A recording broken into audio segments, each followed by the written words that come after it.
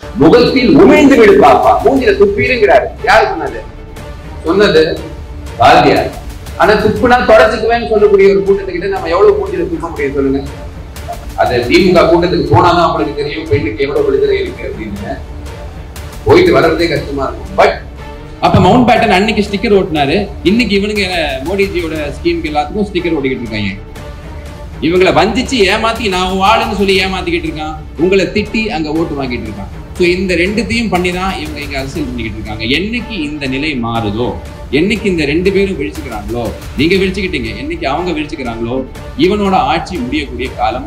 நான் பிராமணன் கிடையாது, பட் ஒரு பிராமணனுக்கு எங்க பிரச்சனை வந்தாலும் குரல் கொடுக்கக்கூடிய முதல் ஆளாக நான் நிற்பேன். இது என் கடமை. கடைசி வரைக்கும் till the end of my life, this is a promise. இதற்கு காரணம் நான் ஒரு பிராமண பெண்மணியை மனதில் கொண்டதற்கல்ல, அது நடந்துச்சுங்க. ஸோ கடைசி வரைக்கும் நம்ம இந்த ஒரு கேரண்டியை கொடுக்கிறோம். எங்கே பிராமணர்கள் தாக்கப்பட்டாலும் அவர்கள் குரலாக இளைய பாரதம் ஒழிக்கும். கார்த்திக் கோபிநாத் எனும் நான், I will stand by you all. இது என்னோட கடமை. என்னை போல லட்ச இளைஞர்கள் நிற்பாங்க. ஸோ நீங்க தனியா இருக்கீங்க, உங்களை தனியா விட்டுட்டாங்க அப்படின்லாம் தயவு செய்து நினைக்காதீங்க. அதாவதுங்க, பிராமணர்களை பத்தி பேசும்போது இப்ப திராவிட கும்பல் என்ன பேசிக்கிட்டு இருக்காங்க அப்படின்னா, பாதகம் செய்பவர்களை கண்டு பயப்பட ஆகாது பாப்பா, மோதி மிதித்து விடு பாப்பா, அவர் முகத்தில் உமிழ்ந்து விடு பாப்பா, மூஞ்சில துப்பிருங்கிறாரு. யாரு சொன்னது? சொன்னது பாரதியார். ஆனா துப்புனா தொடச்சுக்குவேன்னு சொல்லக்கூடிய ஒரு கூட்டத்துக்கிட்ட நம்ம எவ்வளவு மூஞ்சில துப்ப முடியும் சொல்லுங்க? அப்பவே சொல்லியிருக்காரு. இவங்க என்ன பெண்ணையும் பேசுறது? சொன்னது ஒரு பிராமணன், பாரதியார். பெண் விடுதலை பத்தி பேசிக்கிட்டு இருக்காங்க இன்னைக்கு. அது திமுக கூட்டத்துக்கு போனாதான் அவங்களுக்கு தெரியும் பெண்ணுக்கு எவ்வளவு விடுதலை இருக்கு அப்படின்னு. போயிட்டு வர்றதே கஷ்டமா இருக்கும். பட் அன்னைக்கு மோதி விளையாடு பாப்பா அப்படிங்கிறாங்க. அதுக்கு ஒரு எடுத்துக்காட்டாக இருக்கிறது யாரு அப்படின்னு பாத்தீங்கன்னா, பாராளுமன்றத்துல நம்ம நிர்மலா சீதாராமன் அவர்கள், பினான்ஸ் மினிஸ்டர். அவங்க பேச ஆரம்பிச்சாங்கன்னா திமுக காரன் ஓடுறத பார்க்கணும். ஓட்ட பந்தயத்துல கூட எடுத்தேன் ஓட்டம், போலீஸ் ட்ரைனிங்ல கூட யாரும் ஓடலையே அப்படிங்கிற மாதிரி ஆரம்பிக்கிறதுக்கு முன்னாடி ஓடிடுவாங்க. அப்ப அந்த தைரியம் எங்கிருந்து வருது?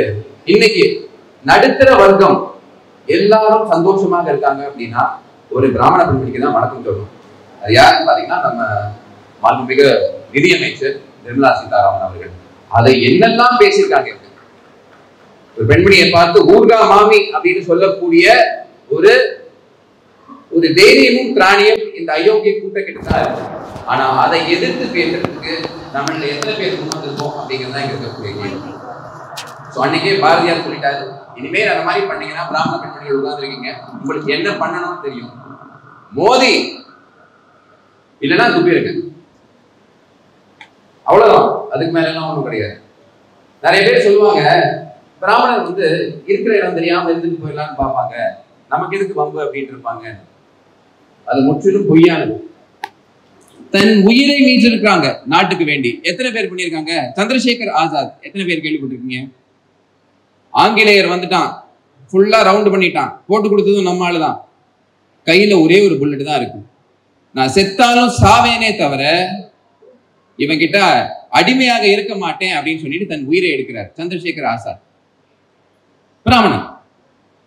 அதே போல வாஞ்சி ஐயர் ஏற்கனவே சொன்னாங்க, அவர் பண்ணியிருக்கக்கூடிய தியாகம் யார் பண்ணியிருக்கா? எத்தனை பேர் பண்ணியிருக்காங்க? ஒண்ணும் இல்லைங்க, நம்ம ராஜாஜி அவர்களை பத்தி பேசியே ஆகணும். அந்த நேரத்தில் ராஜாஜி பண்ணியிருக்கக்கூடிய சேவை நிறைய பேருக்கு தெரியாது. அதாவது இந்தியாவை பிரிக்கும் போது எல்லாரும் ஒவ்வொரு பிளான் கொடுக்குறாங்க. Cabinet mission plan, August offer, grips mission, என்னென்னமோ பண்ணி பார்க்குறாங்க. ஒன்று காங்கிரஸ் ஒத்துக்க மாட்டேங்குது, இல்லை ஜின்னா ஒத்துக்க மாட்டேங்கிறார். அப்ப சிஆர் ஃபார்முலான்னு சொல்லிட்டு சி ராஜகோபாலாச்சாரி 1944 ஒரு ஃபார்முலாவை கொடுக்குறாரு. அந்த ஃபார்முலாவை மவுண்ட் பேட்டன் வாங்கி பார்த்துட்டு, ஆஹா அருமையா இருக்கு, எப்ப நீ கொடுக்குறாத, இதை நான் மவுண்ட் பேட்டன் பிளானா மாத்தி நான் கொடுத்துக்கிறேன் அப்படின்னு சொல்லிட்டு இன்னைக்கு இருக்கக்கூடிய அந்த இண்டிபெண்டன்ஸ், நமக்கு இருக்கக்கூடிய வரைபடம் இருக்கு பாத்தீங்களா, அதற்கு முக்கியமான காரணமா இருந்ததே ராஜகோபாலாச்சாரி அவர்கள் தான். அப்ப மவுண்ட் பேட்டன் அன்னைக்கு ஸ்டிக்கர் ஓட்டினாரு, இன்னைக்கு இவனுங்க மோடிஜியோட ஸ்கீமுக்கு எல்லாத்துக்கும் ஸ்டிக்கர் ஓட்டிக்கிட்டு இருக்காங்க. ஸோ அப்பவே இல்லைன்னா அந்த மாதிரி ஒரு பிளான் அவர் கொடுக்கலன்னா என்ன இருக்கும்னா, வங்காளம் பெங்கால்ல நம்ம பல விஷயங்களை வந்து இழந்திருப்போம். ஈஸ்ட் பஞ்சாப் அங்க நிறைய விஷயங்களை இழந்திருப்போம். ஸோ இந்த மாதிரி ஆகச்சிறந்த விஷயங்களை பண்ணியிருக்கக்கூடிய பிராமணர்களுக்கு நாம என்ன பண்ணியிருக்கோம் அப்படின்னா ஒண்ணுமே பண்ணதில்லை. தைரியசாலிகள். யார் சொன்னா அவங்க தைரியசாலிகள் இல்லை அப்படின்னு சொல்லி? இன்னைக்கு ஒரு வேண்டுகோள் உங்ககிட்ட என்ன வச்சிருக்கேன்னா, ஒவ்வொரு வீட்லயும் அப்கோர்ஸ் சாணக்கியனா வளங்க, ஆனா ஒரு பரசுராமனும் நமக்கு தேவை, கண்டிப்பா தேவை. அஸ்வத்தாமன் தேவை. இந்த அஸ்வத்தாமன் நாங்க வச்சிருக்கோம் எங்க கட்சியில. But Ashwathaman warrior. என்ன தைரியம்! எத்தனை பேருக்கு தெரியும் மராட்டா எம்பையர் அவ்வளவு பெரிய ஒரு சாம்ராஜ்யத்தை பில்ட் பண்றாரு சத்ரபதி சிவாஜி. அதுக்கப்புறம் அதை வழி நடத்தி சென்று ஃப்ரம் அட்டாக் டு கன்னியாகுமரி அவ்வளவு பெரிய ஒரு சாம்ராஜ்யத்தை நிறுவனது யாருன்னு சொன்னா பேஷ்வாஸ். இந்த பேஷ்வர்கள் யார் அப்படின்னு பாத்தீங்கன்னா சித்பவன் பிராமின்ஸ். பாலாஜி ராவ், பாஜிராவ், பாலாஜி விஸ்வநாத் அப்படின்னு சொல்லிட்டு அந்த அகண்ட பாரதத்தின் அந்த அந்த ஒரு என்விஷன்டு பிளானை கொண்டு வந்ததும் பிராமணர்கள் தான். ஸோ இடஒதுக்கீடு உங்களுக்கு தேவையா இல்லையா அப்படின்னு பாத்தீங்கன்னா இல்லாமலே நல்லா தான் பண்றோம். ஆனா எதிர்கட்சிகள் சொல்லக்கூடிய ஒரு விஷயங்கள் இருக்கு. சார் நாங்க போராடணும் சார், ரத்தம் சிந்தணும், நிறைய உயிர் தியாகம் பண்ணோம், எங்களுக்கு ரிசர்வேஷன் கிடைச்சு, நீங்க என்ன பண்ணிருக்கீங்க அப்படின்னு. காலம் காலமாக ஏளனம் பண்ணப்பட்டு பெண்கள் வந்து பிராமண பெண்களை பார்த்தா மாமி அப்படின்னு கூப்பிடுறது, அவங்கள வந்து ஒரு மாதிரி கேவலமா பேசுறது, இந்த விஷயங்கள் எல்லாத்தையும் சைலண்டாக பொறுத்து கொண்டிருக்கக்கூடிய ஒரு கூட்டத்துக்கு கண்டிப்பாக ரிசர்வேஷன் தேவை.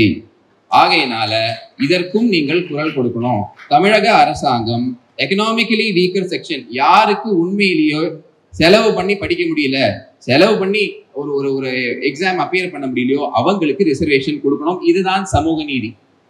இங்க இருக்கக்கூடிய அரசு இரண்டு சமுதாயத்தை வச்சு ஏமாத்திக்கிட்டு இருக்காங்க. ஒண்ணு பிராமண சமுதாயம், இன்னொன்னு நம் பறைய பெருமக்கள். இவங்களை வஞ்சிச்சு ஏமாத்தி நான் வாழுன்னு சொல்லி ஏமாத்திக்கிட்டு இருக்கான், உங்களை திட்டி அங்க ஓட்டு வாங்கிட்டு இருக்கான். ஸோ இந்த ரெண்டுத்தையும் பண்ணி தான் இவங்க இங்க அரசியல் பண்ணிக்கிட்டு இருக்காங்க. என்னைக்கு இந்த நிலை மாறுதோ, என்னைக்கு இந்த ரெண்டு பேரும் விழிச்சுக்கிறாங்களோ, நீங்க விழிச்சுக்கிட்டீங்க, என்னைக்கு அவங்க விழிச்சுக்கிறாங்களோ இவனோட ஆட்சி முடியக்கூடிய காலம் வெகு விரைவில் வந்துவிட்டு. ஸோ ஆகையினால மறுபடியும் இங்க இருக்கக்கூடிய ஒரு பெரிய ஸ்பீக்கருக்கு வேண்டி நானும் வெயிட் பண்ணிட்டு இருக்கேன். அதனால உங்க நேரத்தை நிறைய எடுத்துக்க விரும்பல. கடைசியாக சிவநாராயண்ஜி, அப்புறம் இந்த world Brahmin association, world Brahmin welfare அசோசியேஷன்ல இருக்கக்கூடிய எல்லாருக்கும் சிறந்தார்ந்து என்னோட வணக்கத்தை தெரிவிக்க விரும்புகிறேன். காரணம் என்னன்னா, ஒரு ஞாயிற்றுக்கிழமை அன்னைக்கு இவ்வளோ ஒரு ஆட்களை ஒன்று திரட்டி ஒரு மகத்தான இந்த மாதிரி ஒரு கூட்டத்தை போடுறது எவ்வளவு கஷ்டமான விஷயம் அப்படின்னு ஒரு அரசியல் இருக்கக்கூடிய இந்த மாதிரி ஒரு நபருக்கு கண்டிப்பாக தெரியும். நீங்கள் உங்கள் ஆதரவை முக்கியமாக உங்க வீட்டில் இருக்கக்கூடிய இளைஞர்களுக்கு அந்த உத்வேகத்தை கொடுங்க. சமூகத்துல இறங்கி சுத்தம் பண்ணுடா அப்படின்னு சொல்லுங்க. அப்பதான் நாளைக்கு நமக்கு ஒரு வலிமையான சமுதாயம் கிடைக்கும். இத்தனை வருஷமா காப்பாத்திட்டு வந்திருக்கக்கூடிய இந்த கலாச்சாரம் இன்னும் பல வருஷம் சனாதனம் அப்படிங்கிறது டைம்லெஸ் ஆக இருக்கும் அப்படிங்கிற கோரிக்கையோடு வாய்ப்பில் நன்றி கூறி விடைபெறுகிறேன். நன்றி, வணக்கம். பாரத் மாதா கி ஜெய். ஜெய் ஹிந்த்.